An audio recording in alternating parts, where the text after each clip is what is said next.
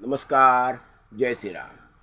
मंडळी, अजितदादांच्या निधनानंतर, अपघाती निधनानंतर अगदी लगेचच म्हणजे 2 ते 3 दिवसामध्ये तिसऱ्या दिवशीच सुनित्रा वहिनींचा शपथविधी सोहळा पार पडला आणि त्यांनी उपमुख्यमंत्री पदाची धुरा सांभाळली.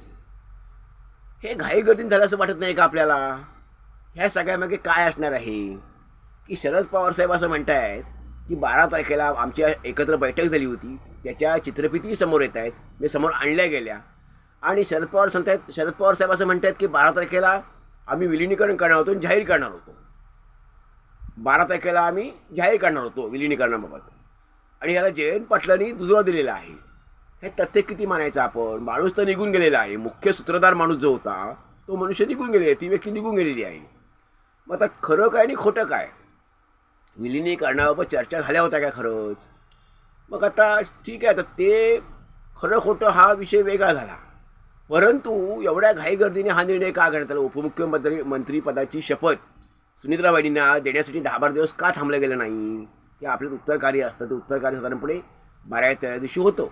मग त्यानंतर तो का नाही उरकला, शपथविधी सोहळा झाला? तर असं म्हटलं जातं आहे की ह्या सगळ्याचा म्हणजे अजितदादांच्या निधनानंतर जी एक सहानुभूती लाट निर्माण झाली, तिचा फायदा हा शरद पवार साहेब आणि त्यांच्या कन्या सुप्रियाताई पवार सुळे यांना होईल अशी शक्यता ह्या सगळ्यांना वाटत होती.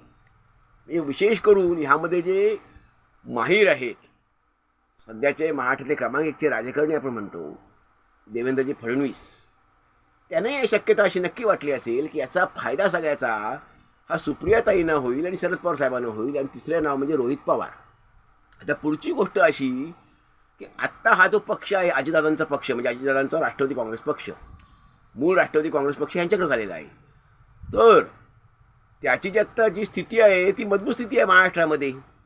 विधानसभेनंतर त्यांनी आगेकूच केली आणि ती घोडदौड आत्ता अगदी ह्या नगरपालिका निवडणुका झाल्या, महापालिका, त्यातही त्यांना बऱ्यापैकी यश मिळालेलं आहे. नगरपंचायतीमध्ये पण चांगले यश त्यांना मिळालेले आहेत. ह्या सगळ्यामुळे विलिनीकरणाला स्वतः सुनित्रताई तयार नसणार. ह्याचं कारण वर्चस्व कोणाचं राहणार? तर शरद पवार साहेब 100% आणि सुप्रियाताई. शरद पवार साहेब समजा ठकलेले आहेत, तरी सुप्रियाताईंचं रोहित पवार हे धुरंधर राजकारणी आहेत आणि त्यांचं आणि तटकरेंचं फारसं शक्य नाही आहे. मग अशामुळे तटकरेंचाही निर्णय हा असणार आहे. देवेंद्रजींना साथ तटकरेंनी दिली असणार आणि तटकरेंनी सुचवलं असणार आणि सुनीलजी तटकरे ही राजकारणात असे चतुर आहेत, मुत्सद्दी आहेत. त्यामुळे तटकरेजींची भूमिका यामध्ये महत्त्वाची राहिलेली आहे, असणार आहे. की सध्या पक्षामध्ये आता अजितदादानंतर तेव्हाही स्थान तटकरेंचंच महत्त्वाचं होतं. आत्ताही तटकरे हे सुनित्रा वहिनींसोबतच तितके महत्त्वाचे नेते असणार आहेत. मग जर विलिनीकरण झालं तर मग ह्यांच्या भूमिकांना फारसं महत्त्व राहणार नाही आहे. सुनित्रा वहिनींना पण फारसं महत्त्व राहिलं नसतं आणि तटकरेजींनाही फारसं महत्त्व राहिलं नसतं. मग सगळी सूत्र पुन्हा शरद पवार साहेब आणि सुप्रियाताई आणि रोहित पवार, युगेंद्र पवार या पवार कुटुंबाकडेच गेली असती. म्हणजे या जो सहानुभूतीचा फायदा आहे तो यांना होण्याऐवजी म्हणजेच राष्ट्रवादी काँग्रेस पक्ष म्हणजे अजितदादांचा त्यांना होण्याऐवजी तो त्यांना जास्त झाला असता आणि तो पदार्पण त्यांनी घेतला असता हुशारीने, चतुराईने, मुत्सद्दीपणाने. आणि तसंच त्यांचं चाललेलं होतं. एकूण ते देवेंद्र फडणवीस यांनी ओळखलं आणि त्यांनी तटकरेजींच्या लक्षात आणून दिलं आणि तटकरेजींनी हे ओळखलं की आपल्या हातातून पक्ष संघटना आपण जी आत्ता गेल्या 2-2.5 वर्षामध्ये संघटना जी वाढवली, 2 पक्ष स्वतंत्र झाल्यानंतर जी संघटना वाढवली, मोठी केली आणि ते पुन्हा लोकसभेत पानिपत पूर्ण झालं होतं, त्यातूनही सावरलो आणि आता मजबूत स्थिती आलेली आहे. आणि शरद पवार साहेबांची राष्ट्रवादी काँग्रेस आहे, ती सध्या तिची अवस्था अत्यंत दयनीय आहे, वाईट आहे. मग त्या पक्षाने आपण पक्ष विलिनीकरण झालं तर त्यांना आपला पक्ष आयता मिळणार आहे असं यांच्याही डोक्यात आलं आणि आणून दिलंही असणार आहे फडणवीसांसारख्या मुत्सद्दी नेत्यांनी. फडणवीस हे तर एक नंबर क्रमांक 1चे महाराष्ट्रातील राजकारणी आहेतच. चाणाक्ष राजकारणी आहेत, हुशार आहेत, मुत्सद्दी आहेत. तर त्यांनी याच्यावर मात केलेली आहे का, की 100% म्हणूनच घाईगर्दीने तिसऱ्या दिवशी सुनीत्रा वहिनींचा शपथविधी झालेला आहे, म्हणजे असणार झालेला आहे. आणि तो अशाने झालेला आहे की नाहीतर पक्ष ताब्यात हे घेणार होते, की विलिनीकरण घाईघाईने उरकणार होते. उरकलं असतं त्यांनी.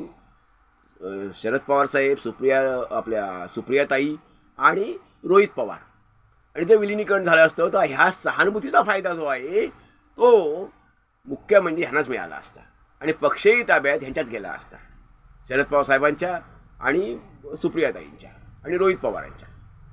की मग एवढी सहानुभूती असूनही तिचा फायदा काही ह्यांना झाला नसता. त्यामुळे ह्यांनी घाईघाईने हे सगळं हा निर्णय घेतला. आणि जो हा काही डाव असेल तो उधळला का, हा डाव असा होता का की आता सहानुभूतीचा फायदा आपल्याला मिळेल, हा आपण दोन्ही पक्ष विलिनीकरण करावं. आणि जे आता अजितदादांचा जो पक्ष आहे राष्ट्रवादी काँग्रेस पक्ष, त्याची मजबूत स्थिती आहे. तोच पक्ष आपला विलीन झाला, आपण एक झालो, तर मग तो पक्ष आपलाच असेल आणि ताबा आपलाच राहणार आहे असं यांच्या मनात आलं असेल, सुप्रियाताईंच्या, शरद पवार साहेबांच्या. त्यामुळे त्यांची म्हणून त्यांची खरं तर सगळी तयारी चालली होती की आपण आता विलिनीकरण करावं आणि सहानुभूतीचा फायदा ते घेत होते हेही खरं आहे आणि त्याला फायदा झाला असता हेही खरं आहे. आणि मग मात्र पक्षावर ताबा त्यांचाच असता ही 100% सत्य आहे. परंतु सुनीता वहिनींच्या हे देवेंद्रजी फडणवीस असतील किंवा तटकरेजी आणि राष्ट्रवादी काँग्रेसला एक प्रफुल्ल पटेल हे एक नाव आहे, छगन भुजबळ हेही नाव आहे. ह्या अशा मोठ्या नेत्यांनी त्यांच्या लक्षात आणून दिल्यानंतर त्यांनी याला लगेच मान्यता दिलेली आहे, स्वीकृती दिली. कारण आता कितीही म्हटलं तरी राष्ट्रवादी काँग्रेसमध्ये सुनीता वहिनींचं स्थान नंबर 1चं आहे, ते 1 नंबर राहील. जर विलीनीकरण झालं असतं तर सुप्रिया वहिनींचं स्थान हे फक्त नावाला राहिलं असतं, कार्यक्रमांना सोहळ्यानं उपस्थित राहण्यापुरतं राहिलं असतं.